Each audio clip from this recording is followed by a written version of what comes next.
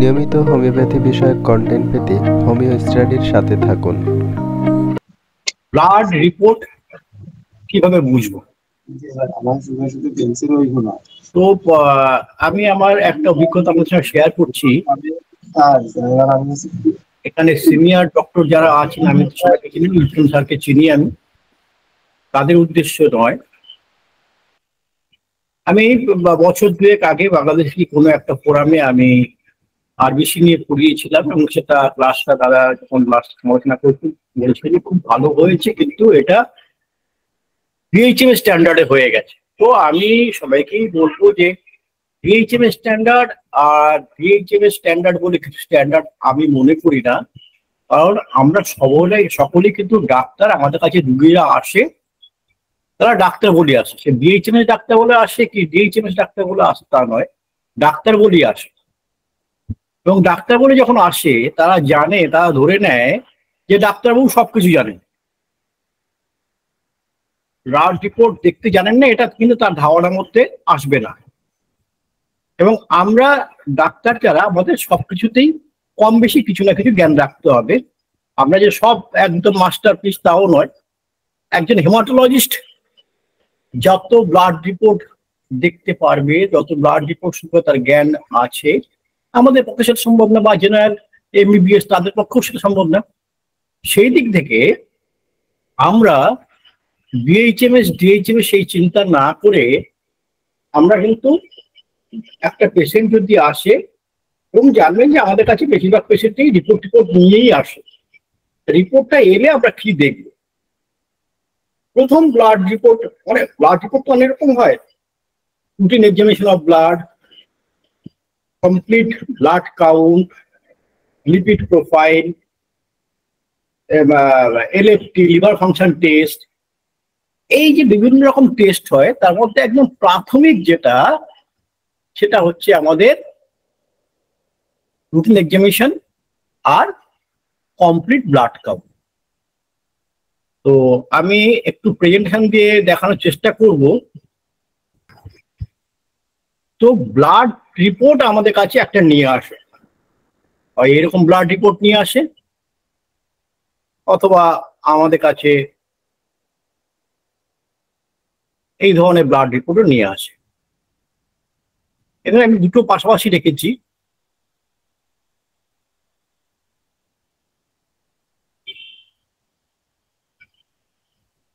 এই রিপোর্টটা আমার বাংলাদেশের এক পেশেন্ট ভাইয়ের।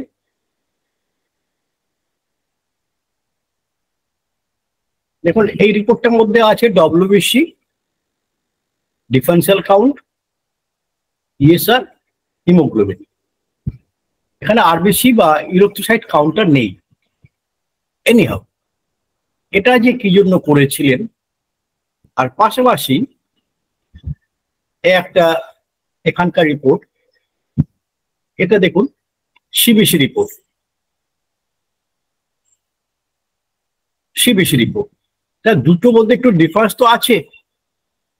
সিবিসি রিপোর্টের মধ্যে যা আপনার শুধু রুটিন এক্সামিনেশনে যা আছে সেগুলো সবই থাকে, এবং এর সঙ্গে আরো এক্সট্রা কিছু থাকে। ব্লাড রিপোর্ট এলেই আমরা প্রথমে দেখি হিমোগ্লোবিন লেভেল কত আছে, বা এবং আরবিসি কত আছে। যখন আমরা এটা দেখি, সেটা দেখে আমরা বিবেচনা করি তার শরীরে রক্তের পরিমাণ কি আছে। আর যখন শুধু রুটিন এক্সামিনেশন নিয়ে কেউ আসে, তখন জানবেন এটা কিন্তু মেনলি আমাদের, যদি বডিতে, যেটাকে মেডিকেল সায়েন্সের ভাষায় বলে ইনফেকশন, কোনো ইনফেকশন থাকে, তখন কিন্তু আমাদের মেনলি এই জিনিসটার উপরে আমাদের লক্ষ্য নজর দিতে হবে। যেমন ধরুন, কারো জ্বর হয়েছে, কারো রিউমেটিক ফিভার হয়েছে, এই ধরনের যখন কিছু আসে, বা স্কিনের কোনো প্রবলেম হয়েছে, এগুলো যখন আসে, তখন কিন্তু আমাদেরকে এই ডব্লিউবিসির উপরে বেশি জোর দিতে হবে। তো সেটার আগে ডব্লিউবিসিতে কি কি আছে? নিউট্রোফিল থাকে, লিম্ফোসাইট থাকে, মনোসাইট থাকে, ইসোনোফিল থাকে, বেজোফিল থাকে। আমি এক এক করে আসছি।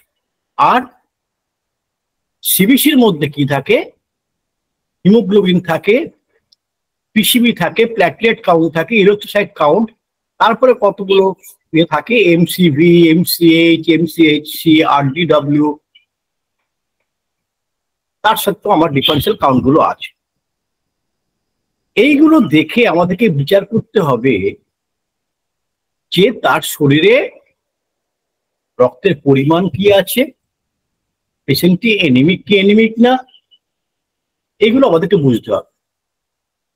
তো আমি আপনাদের কাছে প্রথম একটা জিনিস জানতে চাই, আপনারা কি ইলাবোরেটলি বোঝার চেষ্টা করবেন, মানে বিস্তারিত ভাবে, না অল্প শুধু যেটুকু আমাদের প্র্যাকটিক্যাল জীবনে দরকার সেইটুকুই চিন্তা করবেন? আমি ইলাবোরেটে যাচ্ছি না, আমি অল্প অল্প করে যাচ্ছি। প্রথম কথা হচ্ছে ব্লাড আমাদের শরীরে কি করে, এটাকে আমাদের আগে জানতে হবে। ব্লাড আমাদের শরীরে কি করে, ব্লাডের মেইন ফাংশনটা কি? ব্লাড একটা ট্রান্সপোর্টের কাজ করে, রেসপিরেটরি সিস্টেমে গ্যাস নিয়ে আসে, অক্সিজেন গ্যাস নিয়ে আসে, কার্বন ডাইঅক্সাইড গ্যাস বের করে। ব্লাড আমাদের শরীরে নিউট্রিশন যেগুলো আছে সেগুলো ক্যারি করে নিয়ে আসে। আবার ব্লাড আমাদের শরীর থেকে যেগুলো বর্জ্য পদার্থ আছে, ওয়েস্ট প্রোডাক্ট যেগুলো আছে, সেগুলোকে বাইরে বের করে দেয়। ব্লাড আমাদের হরমোনকে ক্যারি করে নিয়ে যায়। ব্লাড আমাদের বডির ওয়াটার ব্যালেন্সকে ঠিক রাখার চেষ্টা করে। ইলেকট্রোলাইট ব্যালেন্স বা অ্যাসিড বেস ব্যালেন্স সেটাকে মেনটেন করে, আয়রনের ব্যালেন্সটাকে মেনটেন করে, বডির টেম্পারেচারকে মেনটেন করে, এবং আরো একটা বড় জিনিস যেটাকে বডি একটা ব্লাড আমাদের ডিফেন্সিভ মেকানিজমের কাজ করে, সেটা কি করে? ডিফেন্স করে কি অ্যান্টিবডি, এবং একটা মেডিকেল টার্ম আছে ফ্যাগোসাইটিক অ্যাকশন। সেটা ফ্যাগোসাইটিক অ্যাকশন মানে যদি কোনো ইনফেক্টেড কিছু থাকে সেগুলোকে মেরে ফেলার চেষ্টা। এই সমস্ত কাজগুলো করতে গেলে ব্লাড সম্পর্কে আমাদের একটু ধারণা আনতে হবে। ব্লাড রিপোর্টটা দেখে আমরা 11.8 এখানে দেখতে পাচ্ছি হিমোগ্লোবিন, কারো আরেকটা ক্ষেত্রে দেখলাম 10.8। তা এইটা আমাদের জানতে হবে, আমাদের জানার কোনো অসুবিধা নেই নর্মাল ব্লাড কত থাকা উচিত, হিমোগ্লোবিন কতটা ব্লাডের মধ্যে থাকা উচিত, কারণ পাশাপাশি সেই রিপোর্টের পাশাপাশি সেই রেঞ্জগুলো দেওয়া থাকে। এখানে আমরা দেখতেই পাচ্ছি যে এখানে এই রেঞ্জটা দেওয়া আছে। তেমনি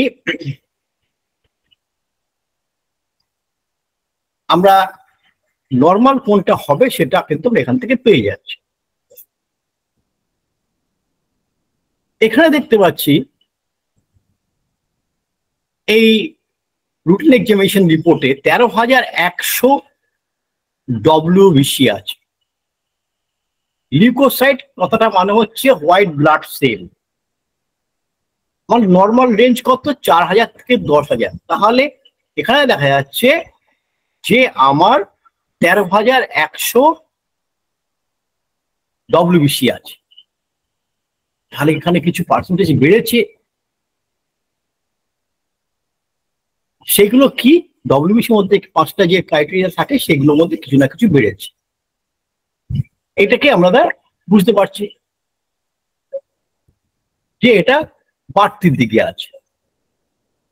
আবার পাশাপাশি দেখুন এখানে আরবিসি, যেটাকে ইউরোথ্রোসাইট বলা হয়, সেটায় 4.05 মিলিয়ন পার কিউবিক মিলিমিটারের মধ্যে আছে, যেটা থাকার কথা 4.5 to 5.5 মিলিয়ন। তাহলে এখানে কম আছে। এখানে 11.8 আছে। তাহলে নর্মাল যা ব্লাড থাকার কথা আরবিসি তার চেয়েও কম আছে, আর হিমোগ্লোবিনও কম আছে। অথচ এখানে দেখা যাচ্ছে হোয়াইট ব্লাড সেল বেড়ে গেছে।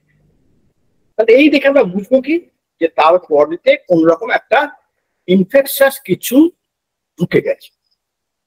ইনফেকশন যদি না ঢুকতো তাহলে তার ডব্লিউবিসিটা বাড়তো।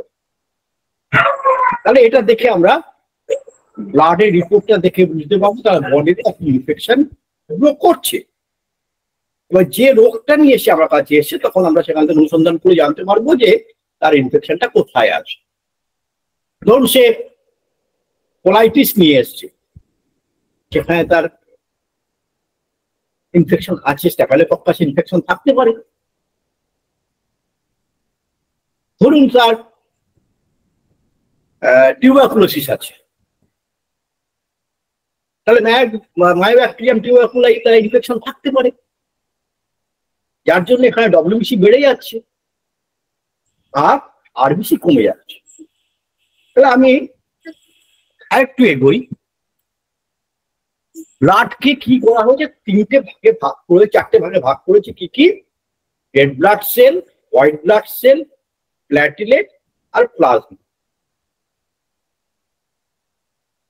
আমাদের এখন দেখতে হবে যে শরীরে কি পরিমাণ এই রেড ব্লাড সেল বা ইউরোথ্রোসাইট, হোয়াইট ব্লাড সেল বা লিউকোসাইট বা প্ল্যাটলেট বা থ্রম্বোসাইট থাকার কথা এবং কি পরিমাণ প্লাজমা থাকার কথা। এইটা যদি আমরা জানতে পারি তাহলে আমাদের পরবর্তী ক্ষেত্রে অনেক সুবিধা হবে। তারপরে আসছি রেড ব্লাড সেলের অন্যান্য ফিগারের মধ্যে আসছে।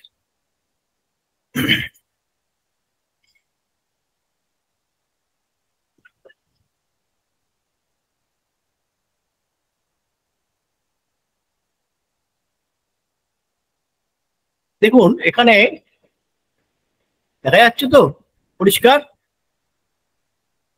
জি স্যার, দেখা যাচ্ছে। এবারে দেখুন একটা নর্মাল লোকের কত পরিমাণ তার রক্তের মধ্যে কি থাকার কথা। 1 মিলিলিটার ব্লাড যদি থাকে তাহলে তার মধ্যে 45% অথবা রেড ব্লাড সেল থাকার কথা, আর 40% সমান কত সেটা আমরা এর পরবর্তী ক্যালকুলেশনে আমি দেখিয়ে দেব।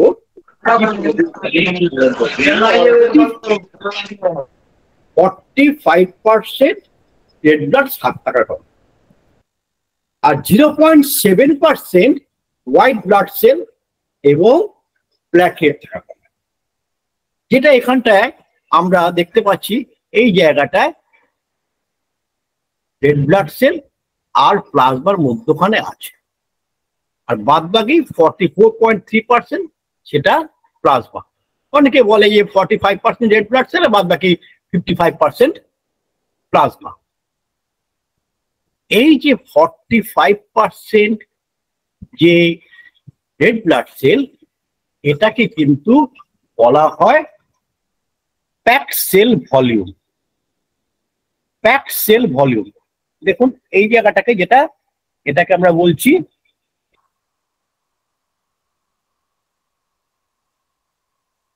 প্যাকড সেল ভলিউম, এবং এটাকে আরো একটা বলা হয় হিমাটোক্রিট বা HCT।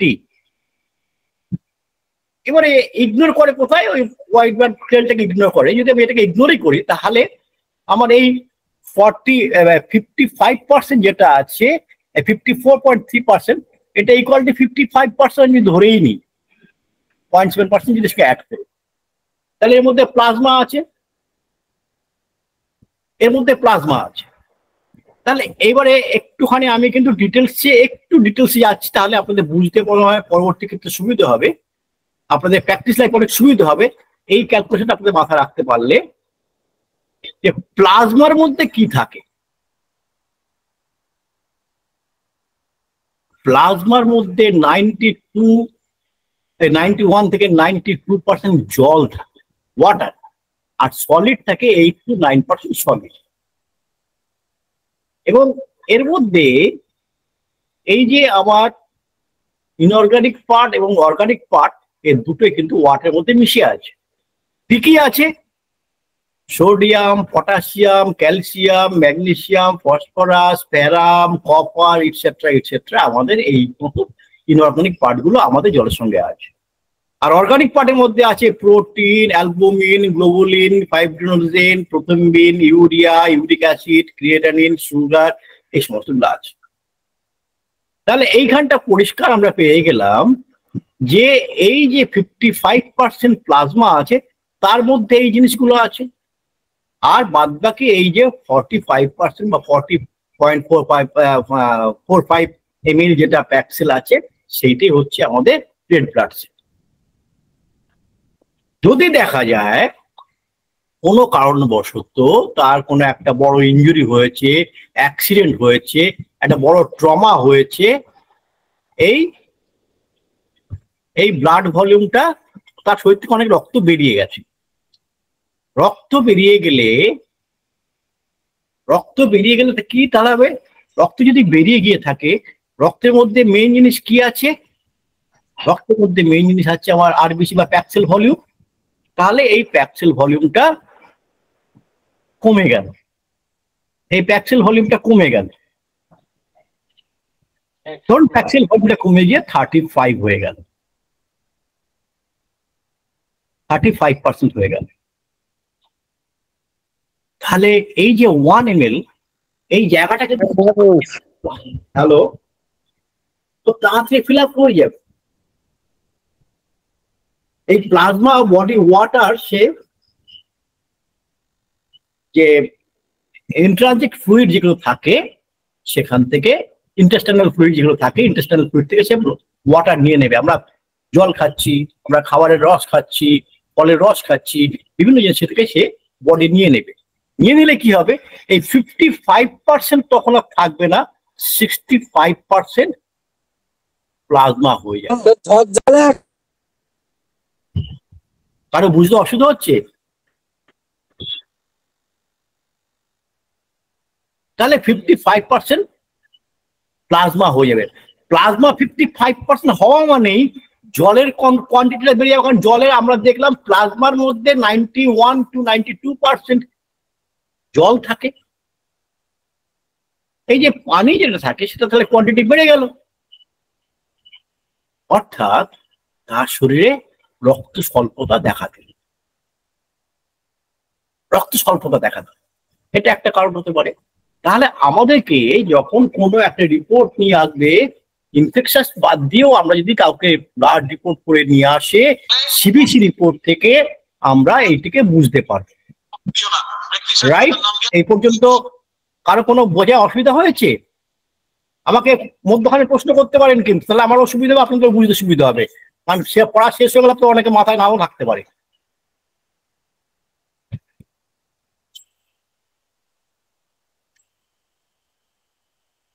দেখুন এই পেশেন্টের ক্ষেত্রে আমার 4.9 মিলিয়ন পার কিউবিক মিলিমিটার আমার আরবিসি আছে। এখানে পিসিবি প্যাক্সেল ভলিউম কত আছে? 35.1%। যদি 35.1% হয়ে থাকে তাহলে এখানে 65% ওয়াটার প্লাজমা বেড়ে গেছে। তাহলে এই শরীরে তার প্লাজমা বেশি এবং তার আরবিসি কম। তাহলে তার একটা এনিমিক কন্ডিশন হতে পারে। এর পরবর্তী জায়গায় আমি আসছি।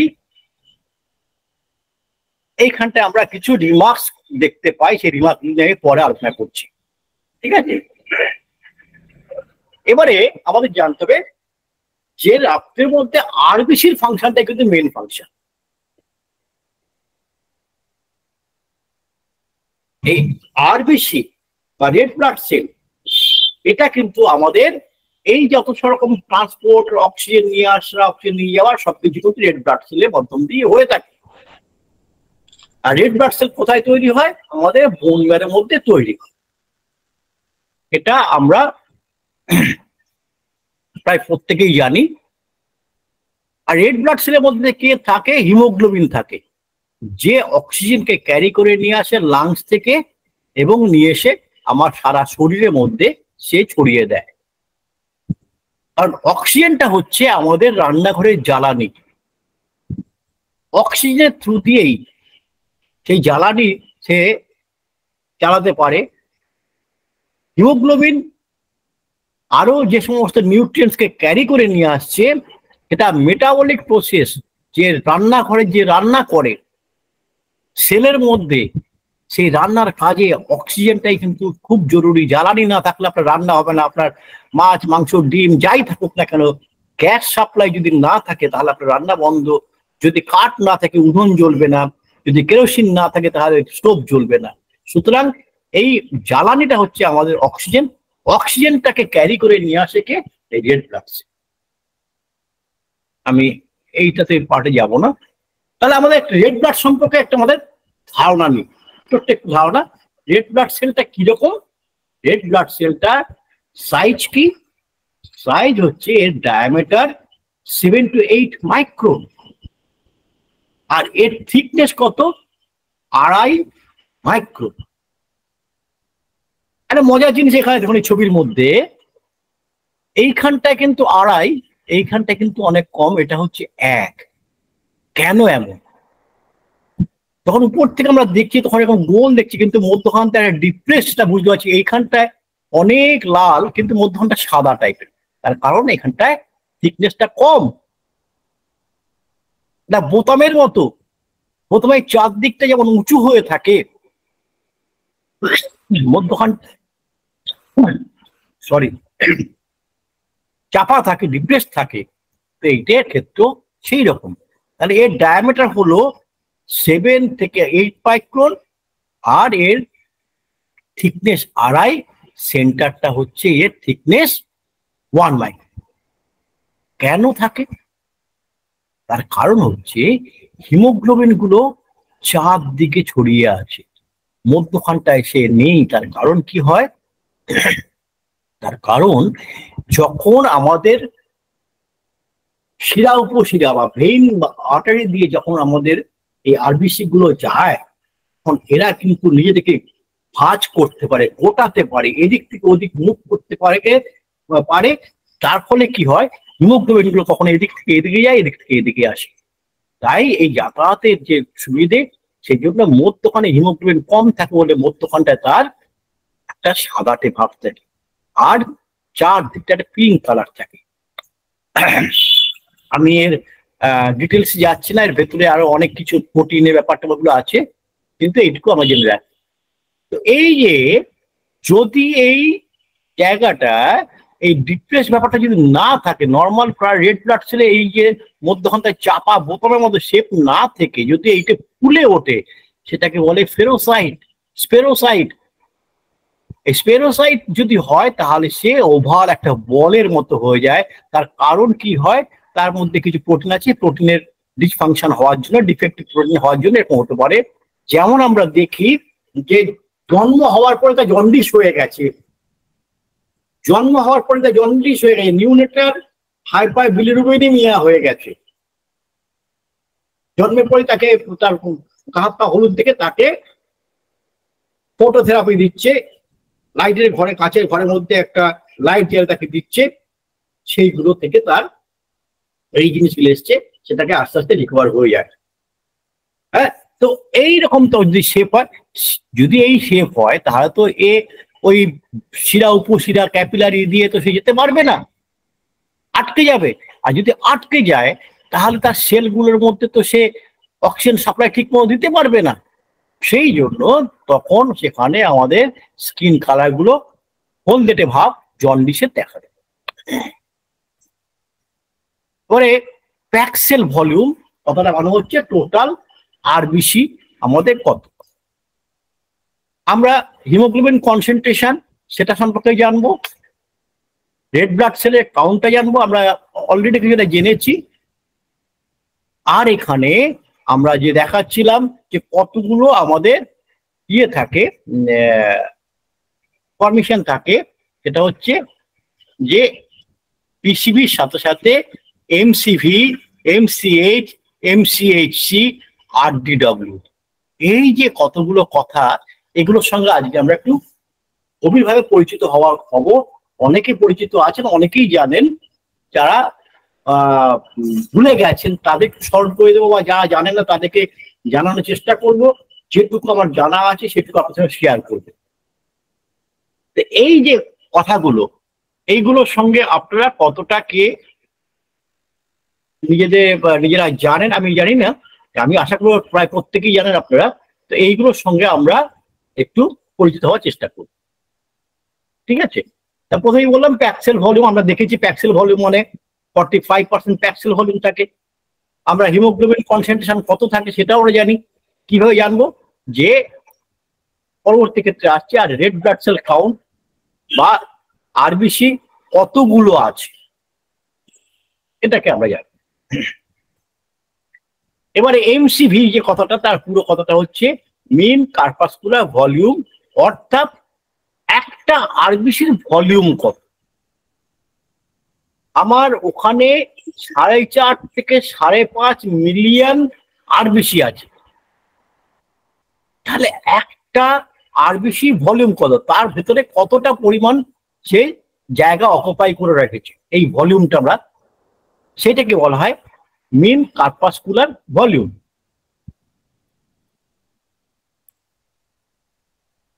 আর একটা আছে এমসিএইচ। এমসিএইচ কথাটার মানে হচ্ছে এই যে এমসিএইচ মেন কার্পাসকুলার হিমোগ্লোবিন, অর্থাৎ ওই যে একটা আরবিসি আছে, ওই একটা আরবিসি ভেতরে কি পরিমাণ হিমোগ্লোবিন আছে। আমরা এইটে নর্মালটা যদি জানতে পারি তাহলে আমরা অ্যাবনর্মালটাও জানতে পারবো। সেই নর্মালটা জানাটাই হচ্ছে আমাদের মুখ্য উদ্দেশ্য। তারপরে দেখি এমসিএইচসি, মেন কার্পাসকুলার হিমোগ্লোবিন কনসেন্ট্রেশন। এই যে কথাটা, এই কথাটা মানে কি? এই কথাটা মানে হচ্ছে টোটাল যে আমার আরবিসি আছে, টোটাল আরবিসি কত পার্সেন্ট আমার হিমোগ্লোবিন আছে। আর রেড সেল ডিস্ট্রিবিউশন উইথ বা RDW, এটা কি? Defined size of RBC. RBC defined সাইজের একটা তারতম্য থাকে, সেইটাই।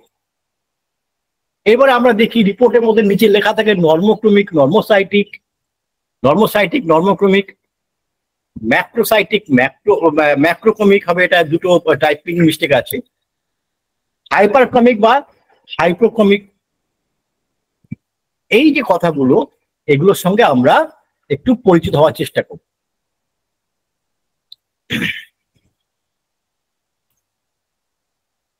প্যাক্সেল ভলিউম 45% সবাই দেখলাম। স্যার 10টা পয়েন্ট একটু দিন স্যার। ব্যাক করবো? জি স্যার। হ্যাঁ ব্যাক করছি, ঠিক আছে ব্যাক করছি। 10টা পয়েন্ট।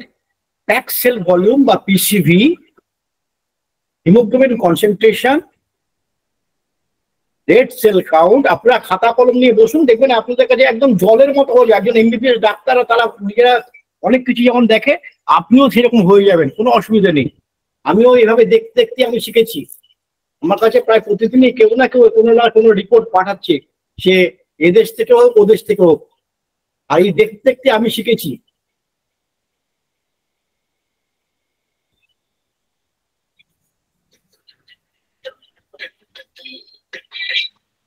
জি স্যার, কন্টিনিউ করেন স্যার। মনিরুল, আমি এখন ক্লাস করাচ্ছি, তুমি কালকে ফোন করো, তোকে টাইম দিয়েছিলাম, ফোন করো, ঠিক আছে? মনিরুল, মনিরুল চাঁপাইনবাবগঞ্জ থেকে বলছো তো? আমি এখন ক্লাস করাচ্ছি, কালকে ফোন করো। হ্যাঁ সরি, প্যাক্সেল ভলিউম আপনারা এটা লিখে দিয়েছেন তো, আমি পরবর্তীতে আপনাদের কাছে চলে আসবো। দেখুন প্যাক্সেল ভলিউম 45% বা 45 যে ইউনিট থাকবে সেই ইউনিট। হিমোগ্লোবিন কনসেন্ট্রেশন কত? আমরা জানি হিমোগ্লোবিন কনসেন্ট্রেশন 15 মিলিগ্রাম, কারণ 1/3 অফ আরবিসি। একটা আমাদের এটা জেনে রাখা দরকার, একটা আরবিসি যা থাকে তার 1/3 অংশ আমার হিমোগ্লোবিন থাকে। যদিও বলা হয় full full bag of haemoglobin, RBC is the bag full haemoglobin, তার নয় 1/3% তার ইয়ে থাকে। 1/3 হলে 45 এর 1/3 হচ্ছে 15% বা 15 গ্রাম। আর রেড সেল কাউন্ট কত? 5 মিলিয়ন, এভারেজ আমরা ধরে নিয়েছি 4.5 আর 5.5 এর মিডলে 5 মিলিয়ন। প্যাক সেল ভলিউম আমরা যেভাবে এখানে দেখিয়ে দিয়েছি এটাকে, আর আগে আমি পড়িয়ে দিয়েছি। একটা জিনিস দেখুন, আমি এখানে দুটো বিকার রেখেছি। আমি আগেই বললাম যে normally PCB 45 ml and RBC count is 5 million in 1 ml of blood. We know, আমরা জানি RBC is a bag of hemoglobin, but RBC is not fully loaded with hemoglobin. তাহলে RBC ফুল লোড থাকে না, RBC loaded করা থাকে 1/3 of hemoglobin due to maximum metabolic capacity of cell. বুঝতে পেরেছেন? যখন হিমোগ্লোবিন আমাদের ইলেকট্রোপোরেসিস হয়, এগুলো একটা আলাদা টার্মে চলে যাচ্ছি, যখন আরবিসি তৈরি হয় তখন সেই তার কিছু ফরমেশন আছে, সেখানে তার ম্যাক্সিমাম যে জায়গাটা কভার আপ করতে পারে সেটা হচ্ছে 1/3 পার্ট। একটা 1/3 পার্ট হওয়া মানেই হচ্ছে 45 এর 1/3 15। 45% যদি আমার পিসিবি হয়ে থাকে তার 1/3 হচ্ছে 15%। এটা হচ্ছে নর্মাল আমরা ধরে নিই। হ্যাঁ, তাহলে 33% আমার হয়ে যাচ্ছে। এবার এখানটা দেখুন, দুটো বিকারে আমি এখানে দেখাচ্ছি। দুটো বিকারের মধ্যে সাদা সাদা গোল গোল যেগুলো, একটা আমরা ধরে নিচ্ছি এগুলো এক একটা আরবিসি। আর আরবিসির মধ্যে লাল লাল ডটের যেগুলো, সেগুলো হচ্ছে আমাদের হিমোগ্লোবিন।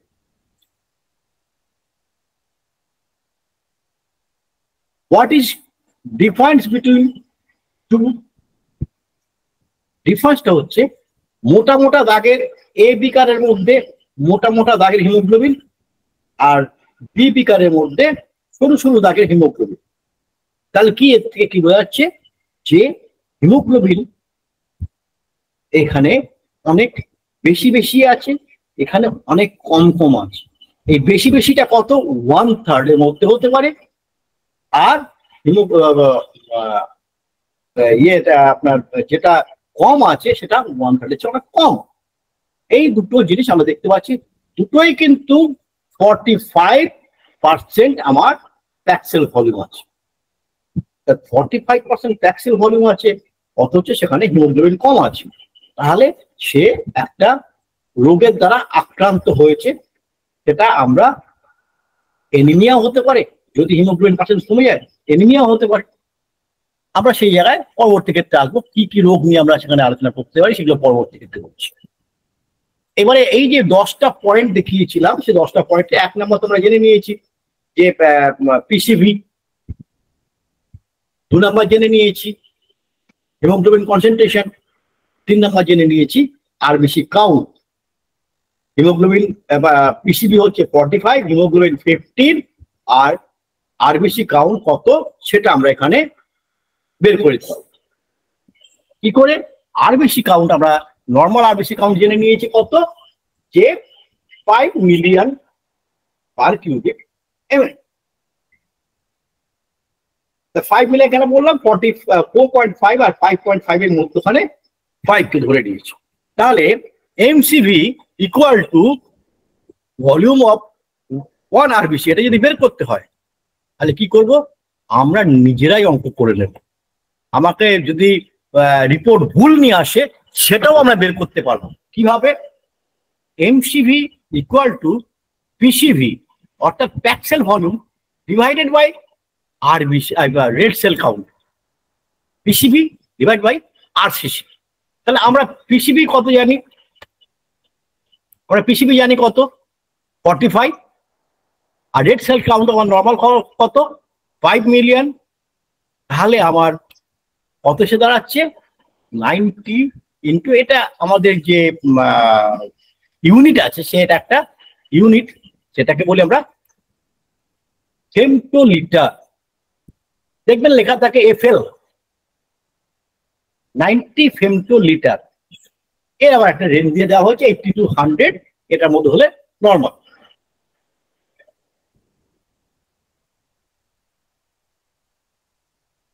তাহলে পরবর্তী ক্ষেত্রে আমরা যাই, যে আমরা এইটা বোঝা গেছে।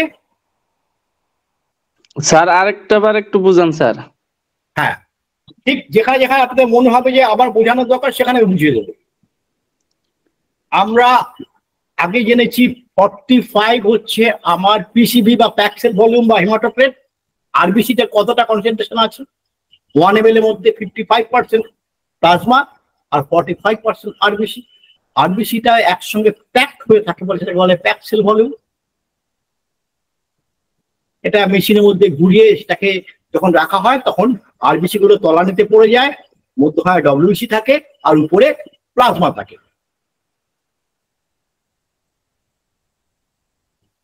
যে ছবিটা আপনাদের দেখালাম টেস্ট টিউবের মধ্যে, তাহলে আমার পিসিবি কত?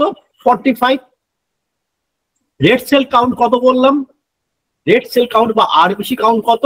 আরবিসি কাউন্ট হচ্ছে 5 মিলিয়ন। তাহলে 45কে যদি 5 মিলিয়ন দিয়ে আমি ভাগ করি, যে উত্তরটা আসবে সেটা হচ্ছে 90 ইন্টু 10⁻⁻15, যেটাকে ডাক্তারি ভাষায় একটা ইউনিট দেওয়া হয়েছে, সেটাকে বলা হয় ফেমটোলিটার। তাহলে এই ফেমটোলিটার একটা আমাদের ইউনিট, এটা মাথায় রাখবে। তাহলে এমসিবি নর্মাল কত? 90 ফেমটোলিটার। এটা একটা রেঞ্জে ধরা আছে, 80 to 100 এর মধ্যে নর্মাল বলে আমরা ধরে নিই। ঠিক আছে এগোই? জি স্যার, জি স্যার, ধন্যবাদ স্যার। এরপরে আসছি আমরা মিন কর্পাসকুলার হিমোগ্লোবিন, অর্থাৎ একটা আরবিসির মধ্যে কি পরিমাণ হিমোগ্লোবিন আছে। আমরা এগুলো কিন্তু যা করছি সব নর্মাল ক্যালকুলেট করছি, এর বাইরে গেলেই অ্যাবনর্মাল মাত্র। ঠিক আছে, তাহলে মিন কর্পাসকুলার ভলিউম যদি দেখতে হয় আমরা কি দেখব? আমরা দেখব টোটাল হিমোগ্লোবিন কনসেন্ট্রেশন কত, সেটাকে আমরা আরবিসি দিয়ে ভাগ করব। টোটাল হিমোগ্লোবিন কনসেন্ট্রেশন আমরা জানি আরবিসি 1/3, আরবিসি হচ্ছে 45 আর 1/3 হচ্ছে 15, 3 ভাগে 1 ভাগ হিমোগ্লোবিন থাকবে নর্মাল হলে। তাহলে নর্মাল যদি হয়ে থাকে 15, যদি তার হিমোগ্লোবিন কনসেন্ট্রেশন হয়ে থাকে, যতগুলো আরবিসি আছে ততগুলো দিয়ে যদি ভাগ করি, তাহলে একটা আরবিসির মধ্যে কতটা পরিমাণ হিমোগ্লোবিন আছে এটা পেয়ে গেলাম, তাই তো?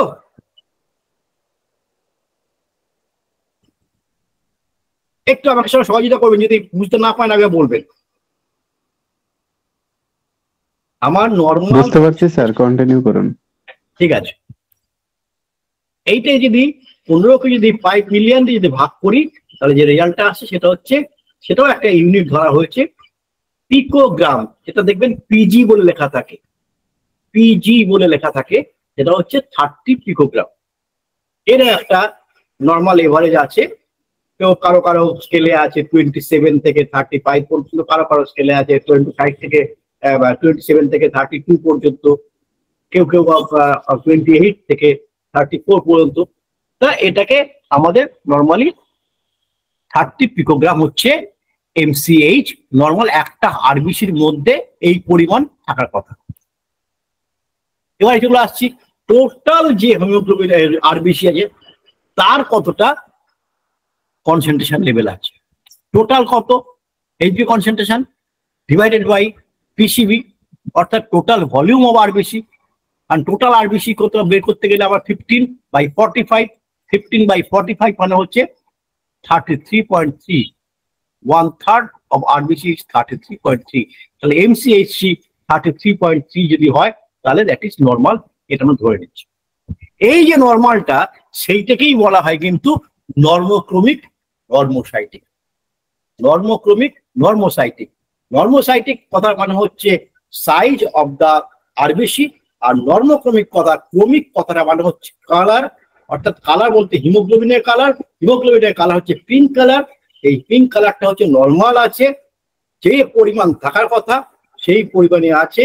এমসিবি আছে 90 ফেমটোলিটার, এমসিএইচ আছে 30 পিকোগ্রাম, আর তাহলে এমসিএইচসি 33.3%, অর্থাৎ এর যে ব্লাড ভলিউম আছে এটা নর্মাল। এবং ওই রেঞ্জের মধ্যে যদি থাকে তাহলে আপনার কাছে একটা রিপোর্ট যদি আসে দেখে নেবেন, সেই রিপোর্টের মধ্যে আপনি নর্মাল পেয়ে গেলেন।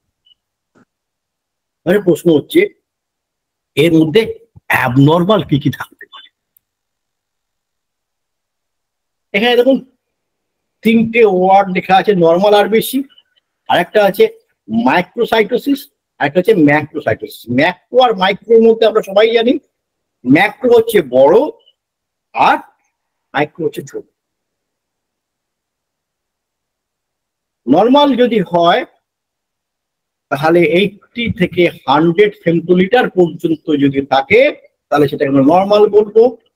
যদি 100 এর চেয়ে বেশি বেড়ে যায় ফেমটোলিটার, একটা size volume of the RBC, MCB মানে হচ্ছে ভলিউম অফ দ্য আরবিসি, একটা আরবিসি যে সাইজ থাকার কথা সেইটি যদি বেড়ে যায় তাহলে সেটাকে 100 উপরে চলে গেলে সেটাকে আমরা বলবো ম্যাক্রোসাইট। যদি 80 নিচে নেমে যায় সেটাকে বলবো মাইক্রোসাইট, তাহলে মাইক্রোসাইটোসিস হবে। এবারে দেখা গেল যে আমার নর্মাল সমস্ত কিছু আছে, যে এখানে এমসিএইচ আছে 30 পিকোগ্রাম আর এমসিএইচ আছে 33%। 90 কে 30 পিকোগ্রাম দিয়ে যখন আমরা ডিভাইড করলাম 33% আমরা পেয়ে গেছি।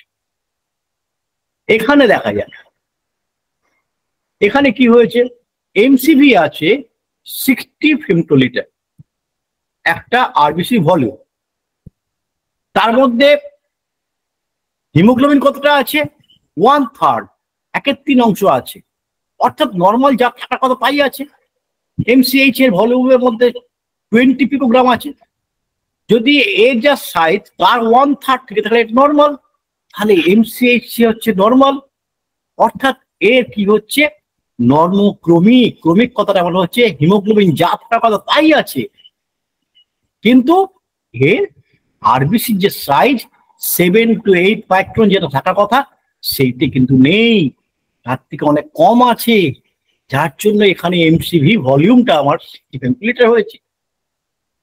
আর এই ক্ষেত্রে কি হয়েছে, সাইজটা অনেক বড় হয়ে গেছে, অনেক বড় হওয়ার জন্য 120 আমি এখানে দেখতে পাচ্ছি, তার 1/3 দেখতে পাচ্ছি। এখানে যতটা পরিমাণ বড় হয়েছে ঠিক তার 1/3 এখানে হিমোগ্লোবিন আছে, অর্থাৎ এখানে হিমোগ্লোবিন কনসেন্ট্রেশন অনেক বেশি আছে, কিন্তু পার্সেন্টেজ সেখানে 33 হচ্ছে, কারণ 40 দিয়ে যদি আমি এখানে ভাগ করি 33% কি হবে, তাহলে 33% হওয়া মানে এখানে ম্যাক্রোসাইটিক বড় সাইজের আরবিসি, কিন্তু তার মধ্যে নর্মাল যতটুকু হিমোগ্লোবিন থাকা তাই আছে, তাহলে ম্যাক্রোসাইটিক নর্মোক্রমিক, মাইক্রোসাইটিক নর্মোক্রমিক। তাহলে এর থেকে আমরা দেখলাম কি সাইজটা ছোট হয়েছে, এর সাইজটা বড় হয়েছে, এই সাইজ অনুপাতে যতটা হিমোগ্লোবিন থাকার কথা ততটাই আছে, এর সাইজ অনুপাতে যতটা হিমোগ্লোবিন থাকার কথা ততটাই আছে, তাহলে এইটা একদম নর্মাল আছে। আবার আমরা যদি একটু অন্যভাবে দেখি, কি মাইক্রোসাইটোসিসের মধ্যে এটা আছে 60 ফেমটোলিটার, কিন্তু তার মধ্যে ভলিউম ওর থেকে কমে গেছে। যদি 20 থাকতো তাহলে 1/3 হতো, কিন্তু 20-র চেয়েও কম, অর্থাৎ এর সাইজও ছোট এবং এর মধ্যে যতটা হিমোগ্লোবিন থাকার কথা তার চেয়েও কম আছে। তাহলে তার কম হলে কি হবে, হাইপো কমে যাচ্ছে, 25%, 33% থাকার কথা ছিল, সেখানে 23% হয়েছে, অর্থাৎ হিমোগ্লোবিনও কম এবং এর সাইজটাও ছোট। আবার এখানটা কি দেখছি, এখানে দেখছি 90 ফেমটোলিটার, আর এখানে হচ্ছে 20 পিকোগ্রাম, অর্থাৎ এর মধ্যে যে নর্মাল সাইজ আরবিসির, কিন্তু তাতে হিমোগ্লোবিন অনেক কম, যার জন্য এর টোটাল হিমোগ্লোবিন পার্সেন্টেজ 22% হয়েছে, অর্থাৎ এই ক্রমিক যেটা কালার সেটা কমে গেছে, হাইপো হয়ে গেছে, নট হাইপার, হাইপো হয়ে গেছে। ঠিক তেমনি এর ক্ষেত্রেও তাই হয়েছে, একই জিনিস আমরা এখানে দেখিয়েছি। দেখুন এই 4 ভাগের 1 ভাগ এখানে কমে গেছে, তাহলে এটাও হাইপোক্রমিক হয়েছে। তাহলে আমরা ম্যাক্রো আর মাইক্রো হাইপো আমরা এই পর্যন্ত দেখলাম। তাহলে হাইপারে কি হতে পারে, হাইপারে কি হতে পারে সেটা একটা মজার জিনিস এখানে দেখাচ্ছি। মাইক্রোটাকে বাদ দিন, নর্মালের ক্ষেত্রে দেখুন, নর্মাল এর পিসিভি এমসিভি আছে নর্মাল এমসিভি আছে কিন্তু এর হিমোগ্লোবিন কম আছে, ভলিউম ঠিক আছে কিন্তু হিমোগ্লোবিন কম আছে, তার ফলে হাইপোক্রমিক হয়ে গেছে, এটাও হাইপোক্রমিক হয়েছে। আর এখানে হাইপোক্রমিক মাইক্রোসাইটিক, এটা কখন হচ্ছে? এই কেসটার ক্ষেত্রে দেখুন, ওই যেটা প্রথমেই বলেছিলাম যে কিছু কিছু ক্ষেত্রে যদি তার সে প্রোটিনে কিছু গন্ডগোল থাকে তখন আরবিসি শেপটা চেঞ্জ হয়ে যায়, আরবিসি শেপটা চেঞ্জ হয়ে একটা স্ফেরিক্যাল শেপ হয়ে যায়, তখন তার এটা কিন্তু চেঞ্জ হয়ে যায়। একটা সময় সেই যখন ছিল তখন যখন জন্ম নিয়েছিল তখন তার এই সাইজ হয়ে গিয়েছিল, হাইপোক্রমিক হয়ে গেছিল, মাইক্রোসাইটিক হয়ে গেছিল, কিন্তু পরবর্তী ক্ষেত্রে দেখা গেছে এই এমসিভি বড় হয়ে গেছে, সাইজ বড় হয়ে গেছে সাইজ, হ্যাঁ, আর তার 33%, তখন সে কিন্তু নর্মাল জায়গায় চলে এসছে। আবার সেটা যখন স্পেরিক্যাল সাইজ হয়ে গেছে তখন কিন্তু সে আর পাস করতে পারছে না, তখন এটা এমসিভি 60 হয়ে গেছে, এমসিএইচ 30 হয়ে গেছে, তাহলে 50% হয়ে গেছে। 50% হওয়া মানে সেখানে কিন্তু সে হিমোগ্লোবিনে ভরে গেছে, হিমোগ্লোবিনে এখানে ভরে গেছে। হিমোগ্লোবিন ভরে যাওয়ার কেন? স্পেরিক্যাল সাইজ হয়ে গেছে, আর প্রোটিনের ডিস্টারবেন্স আছে, সে তখন কিন্তু ভেন দিয়ে বা আর্টারি দিয়ে এদিক থেকে ওদিক যাতায়াত করতে পারছে না। আর যদি না পারে তখন তার মধ্যে অন্য রোগের লক্ষণগুলো তখন প্রকাশ পাবে। আর আরডিডব্লিউ যেটা বললাম, আরডিডব্লিউটা কি আছে, যে আমার একটা ভ্যারি আছে, আমার সাইজ 60 ফেন্টিমিটার থেকে 90 ফেন্টিমিটারের মধ্যে যদি ভ্যারি করে সেটা হলো হবে না, এটা একটা 80 টু 90, 80 টু 100 এর মধ্যে থাকতে হবে। 80 টু 100 এর মধ্যে থাকলে একটা ব্যালেন্সটা ঠিক থাকবে। কিন্তু এখানে কাছে কিছু কিছু আরবিসি অনেক ছোট 60 সেন্টিমিটার, কিছু কিছু আরবিসি আবার অনেক বড় হয়ে গেছে, 90 থেকে অনেক বড় হয়ে গেছে, সেখানে এর পরবর্তী যে ইয়েটা সেখানে তাতে কি হয়, আমরা দেখি যে আমাদের রিপোর্টের মধ্যে কি থাকে, রিপোর্টের মধ্যে অ্যানিসোসাইটোসিস বলে একটা ওয়ার্ড দেওয়া থাকে। সেটা কি, সেটি আমি আপনাদেরকে আমি দেখাচ্ছি। দেখুন,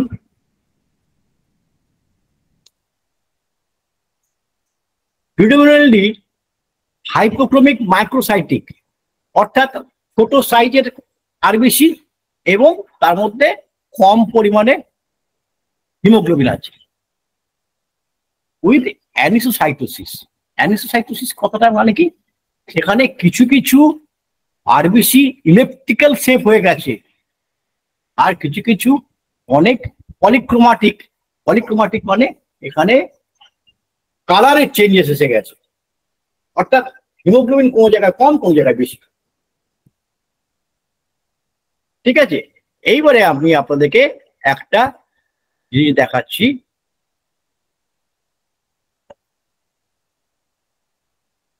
ধরুন একটা রুগী আপনার কাছে এসছে,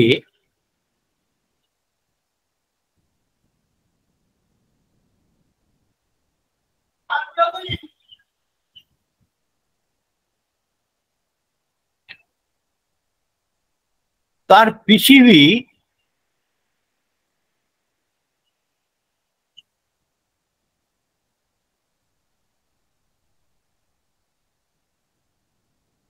বোরিং লাগছে নাকি আপনাদের?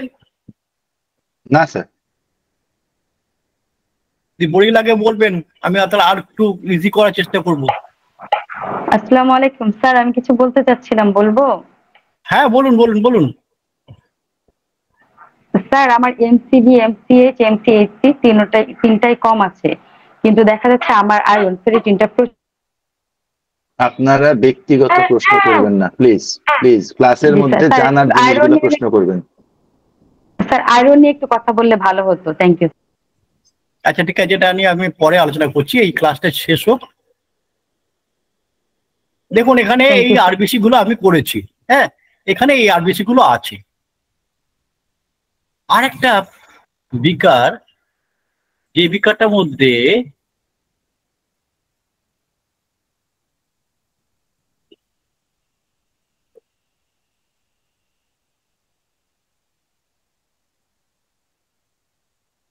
দেখুন কোনটা বড় কোনটা ছোট,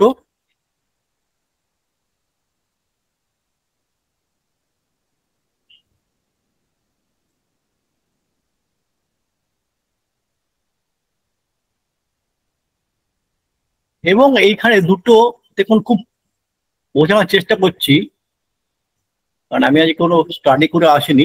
এইখানটায় পিসিভি, এখানে পিসিভি 25, এখানে পিসিভি 42%, সে নর্মালের মধ্যে আছে। এখানে আরবিসি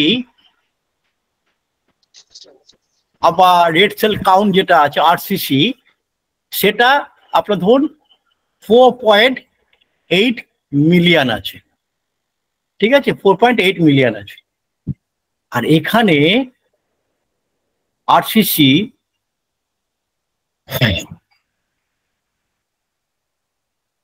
3.5 মিলিয়ন আছে। এবারে বলুন, আর এখানে এমসিএইচসি 25% আছে, এখানে এমসিএইচসি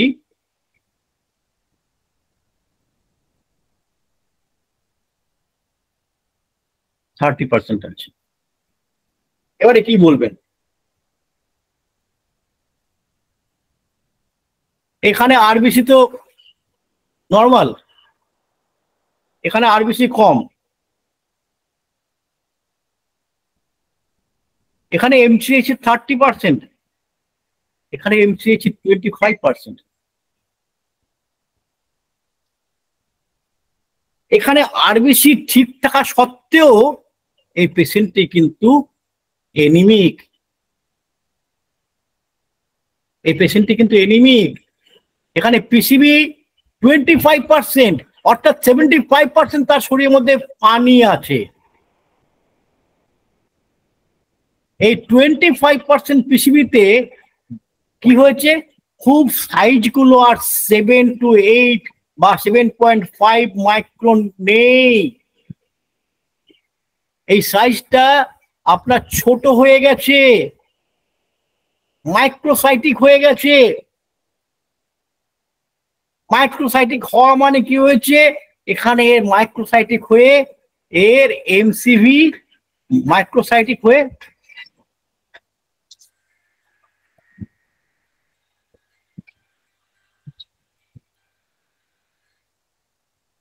এমসিভি মাইক্রোসাইটিক হয়ে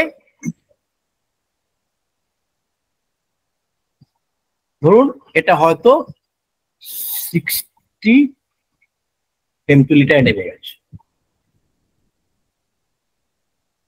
অর্থাৎ এর সাইজ গুলো অত্যধিক ছোট হয়ে গেছে।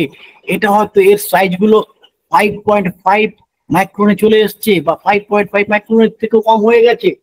আর এইখানে কি হয়েছে, কোন কোন আরবিসি 8.5 মাইক্রন, 9.5 মাইক্রন হয়ে গেছে, আর কিছু কিছু সেখানে 4.5 ইয়া 3 এই পার্সেন্ট হয়ে গেছে। এই যে ডিফারেন্সটা, এইটাই হচ্ছে আপনার আরডিডব্লিউ। আর আরডব্লিউ আমাদের কি থাকে, 11 to 14 এই রেঞ্জের মধ্যে যদি থাকে দ্যাট ইজ নর্মাল, আর এর বেশি হয়ে গেলে অ্যাবনর্মাল, এর আর এটা কমে গেল সেটাও অ্যাবনর্মাল। তখন সেখানে বলা হয় পাইলোসাইটোসিস অর অ্যানিসোসাইটোসিস। শেপ এন্ড সাইজ দুটোই চেঞ্জ হয়ে যায়। শেপ এন্ড সাইজ যখন দুটো চেঞ্জ হয় তখন সেই পেশেন্টের ক্ষেত্রে কিন্তু এনিমিক কন্ডিশনটা বেশি দেখা দেয়।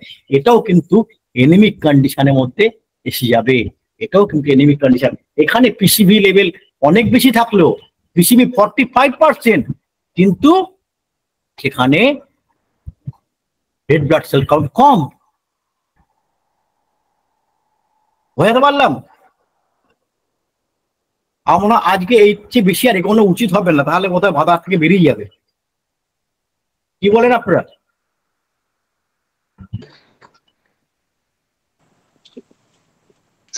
ভালো লাগছে স্যার।